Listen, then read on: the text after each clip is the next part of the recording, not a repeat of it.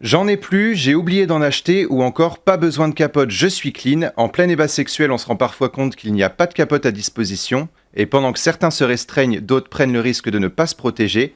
Même si c'est pas la première chose qu'on inscrit sur une liste de courses, la capote reste importante, notamment pour éviter la transmission des différentes IST. Pour en parler avec nous dans le mag, Jérôme André, directeur général de l'association HF Prévention. Bonjour et bienvenue sur Sensation.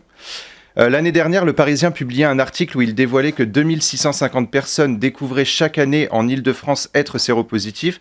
Est-ce que ça s'est encore avéré en 2019 ? Oui, parce qu'en fait, on voit que l'épidémie aujourd'hui ne baisse pas. On a en moyenne entre 6 et 7 000 cas de nouvelles contaminations au niveau national. C'est important aussi de parler du national pour le remettre en perspective, puisque la région Île-de-France est une région qui est extrêmement touchée, d'où la nécessité pour HF Prévention d'aller chercher les gens en termes de dépistage, notamment du VIH et de l'hépatite C, au plus proche effectivement des publics qui peuvent être concernés. On le voit bien aujourd'hui, il y a une non-décroissance contrairement à ce que les médias ont pu dire sur le VIH. Le VIH ne baisse pas, ça baisse dans certaines catégories, notamment chez les jeunes gays, et d'ailleurs qui ne sont pas issus de l'immigration. Mais on le voit bien, aujourd'hui, il y a une vraie nécessité à parler aussi des infections sexuellement transmissibles. Vous le parliez des IST, parce qu'effectivement, ce sont des futures portes ouvertes, et puis ce sont des maladies qu'on peut effectivement avoir quand on a des rapports sexuels.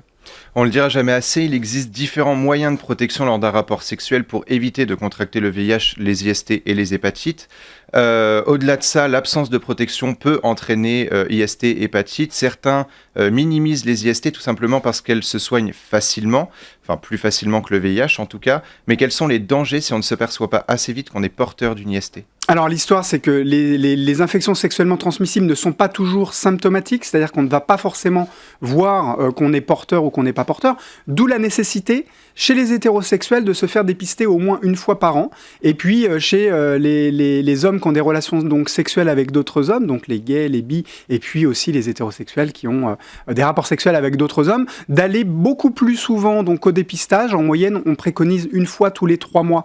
Plus on est dépisté tôt, plus on va pouvoir avoir des médicaments qui sont pour les infections sexuellement transmissibles la plupart du temps des antibiotiques le plus tôt possible. Aujourd'hui, on peut avoir des infections sexuellement transmissibles qui vont être des portes ouvertes à d'autres maladies, notamment le VIH/SIDA. Et puis, on peut aussi avoir des infections sexuellement transmissibles qui vont vous rendre stérile, qui vont faire des chancremousses, c'est-à-dire des sortes de boutons qui vont être purulents et qui vont effectivement provoquer tout un tas de maladies. On n'a pas toujours les symptômes qui vont avec. Donc vous pouvez être porteur. Exactement, vous êtes asymptomatique, vous pouvez être porteur, transmettre la maladie sans pour autant avoir vous-même de symptômes ou même de conséquences visibles. Quand je vous dis que ça va vous rendre effectivement infertile ou stérile dans certains cas, effectivement, ça vous ne le voyez pas parce que vous n'allez pas faire de spermogramme immédiatement. Et puis vous vous dites, tiens, j'essaye d'avoir un enfant, je n'y arrive pas. Que se passe-t-il ? Et puis là, vous découvrez que vous avez une infection sexuellement transmissible et malheureusement, il peut être trop tard. Et c'est pareil pour les hépatites ? Alors c'est pareil pour les hépatites. L'hépatite C, par exemple, qui se transmet contact sang à sang. Alors là, on est plus sur de l'IST avec un trauma, c'est-à-dire une sodomie qui peut être traumatisante et avec du sang. Ou alors, on va être dans de l'échange de seringues ou plus simplement de l'échange de paille pour les consommateurs de cocaïne. Alors là, c'est important aussi de bien se faire dépister, parce qu'aujourd'hui, et c'est important de le dire, tout comme les infections sexuellement transmissibles, et ça fait à peine 1 an et demi que c'est le cas, l'hépatite C est une maladie qu'on arrive aujourd'hui à guérir en totalité, donc on ne la soigne plus, on la soigne et on la guérit, donc c'est important de le dire. On arrive à guérir de l'hépatite C avec un traitement de 3 mois, immédiat, qu'on peut avoir, et puis au bout des 3 mois, on est complètement guéri de l'hépatite C. Donc on le voit, plus tôt on est effectivement dépisté, plus tôt on va pouvoir avoir les médicaments et pouvoir gagner en durabilité, voire dans certains cas être guéri. C'est pareil sur le VIH. Le VIH, ne vous emmènera pas au stade sida si vous êtes déclaré et que vous vous faites dépister tôt. Vous pouvez gagner en durabilité parce qu'aujourd'hui on le sait, si vous vous êtes déclaré VIH lors d'un dépistage, vous pouvez avoir donc les médicaments qui sont donc les trithérapies.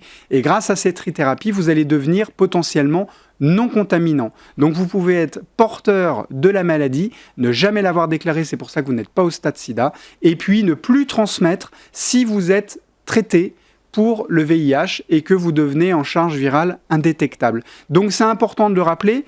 Aujourd'hui, si on n'a pas de symptômes, ça ne veut pas dire qu'on est en bonne santé, ça veut juste dire qu'on n'a pas de symptômes, et c'est important de se faire dépister au moins une fois par mois. Par an, pour les hétérosexuels, et une fois tous les 3 mois, donc pour les gays, les bi, et puis les hommes qui ont des relations sexuelles avec d'autres hommes. Et pour du coup les personnes homosexuelles, quand ils sont en couple et qu'ils ont un partenaire régulier, est-ce que c'est encore 3 mois ou est-ce que ça s'étale un peu plus dans le temps ?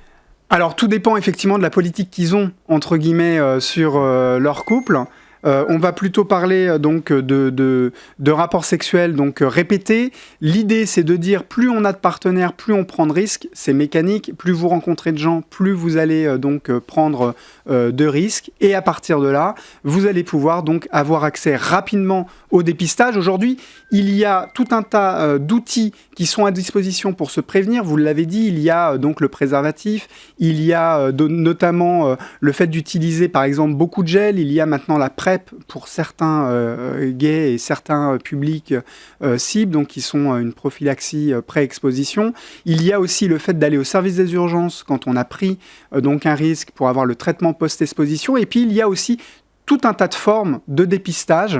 On a donc le dépistage rapide, on a les autotests, on a la possibilité d'aller chez son médecin, on va à Labo sans Ordo quand on habite donc à Paris ou à Nice, parce que du coup, il y a des initiatives où on va au laboratoire en disant voilà, je veux me faire dépister, et boum, on vous dépiste, alors que ça se trouve, vous n'avez même pas de carte vitale, ça pose aucun problème, sans ordonnance. Et puis, il y a donc la possibilité aussi d'acheter les autotests en pharmacie.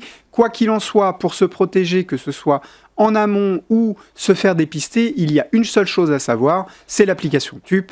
TUP, pour trouver des préservatifs et des lieux de dépistage partout en France, c'est une application qu'on a montée avec MSD France en partenariat et en marrainage avec Marina Carrère-Dancos du Journal de la Santé de France 5. Ça vous permet de trouver tous les préservatifs qui sont autour de vous, qu'ils soient gratuits ou payants, mais aussi de pouvoir donc vous dépister dans des unités mobiles, que ce soit celles d'HF Prévention, puisque nous allons au plus proche des personnes, ou encore que ce soit donc dans les centres de dépistage ou les laboratoires. Nous référençons tout. Et je le dis, c'est important d'avoir une bonne santé sexuelle qui soit contrôlée, bien managée. Et puis aussi, il y a les lieux et coups de violence, parce que avoir une bonne santé sexuelle, c'est aussi avoir tout ce qu'il faut pour être dans un épanouissement de la santé sexuelle. Alors, il y a un peu 2 tranches d'âge et 2 ambiances, parce que les jeunes disent que c'est plus les vieux qui qui ont des IST ou le VIH, et les vieux disent que finalement c'est les jeunes qui ont plus le VIH et les IST. Qui sont les plus touchés par les IST et VIH? Alors nous, on le dit depuis de nombreuses années, là où encore le ministère disait c'est certaines catégories, certaines... Non, nous on parle de comportement. Le problème n'est pas de savoir si ce sont les gays, les bi. C'est d'ailleurs plus du tout vrai aujourd'hui. Aujourd'hui, l'épidémie des gays et des bis, c'est 40%. C'est pas rien dans l'épidémie. Mais 60% de l'épidémie est hétérosexuelle, il ne faut pas l'oublier. Donc c'est important non plus de se focaliser sur qui sont les gens et quels rapports sexuels ont les gens, mais plutôt quels comportements sexuels ont les gens. Quand on voit des hétérosexuels pères de famille mariés qui vont sur des lieux de rencontre extérieurs, parking, forêt, aire d'autoroute pour avoir des rapports sexuels, croyez-moi qu'ils sont beaucoup plus à risque que le jeune gay de 18-25 ans. Et d'ailleurs, les chiffres du ministère de la Santé et de Santé publique France nous donnent raison, puisqu'il y a une baisse de quelques pourcents sur les jeunes gays, parisiens principalement, blancs, c'est-à-dire étant nés effectivement aussi en France. On le voit bien, il y a une baisse donc chez eux, ce qui ne veut pas dire qu'il y a une baisse générale. Donc attachons-nous plus au comportement. Ça va pas être forcément donc que les jeunes ou que les vieux, et de les mettre en opposition, ça va plus être un problème donc de comportement. Mais ce qui est sûr, c'est que les jeunes sont très mal informés notamment parce qu'il y a très peu de prévention qui est faite donc chez eux, et puis ils ont un sentiment d'invulnérabilité par rapport donc à la prise de risque et aux maladies. Et puis on a les plus de 45 ans qui eux ont eu une activité sexuelle avec leur femme ou avec leur mari, Il faut etc. surtout une prise de conscience finalement. Et puis eux, ils vont avoir l'autre difficulté qui est que quand on n'a jamais mis le préservatif Désolé, je vais devoir vous couper. pendant plusieurs années, eh bien effectivement, on n'est pas habitué à pouvoir donc mettre le préservatif comme cela. Donc il n'y a qu'une adresse à retenir, c'est de télécharger l'application TUP pour trouver des préservatifs et des lieux de dépistage partout en France. Merci beaucoup, Jérôme André, d'avoir été avec nous. Je rappelle que vous êtes le directeur général de l'association HF Prévention. Et pour revoir ou réécouter cette émission, rendez-vous sur notre site et application Radio Sensation.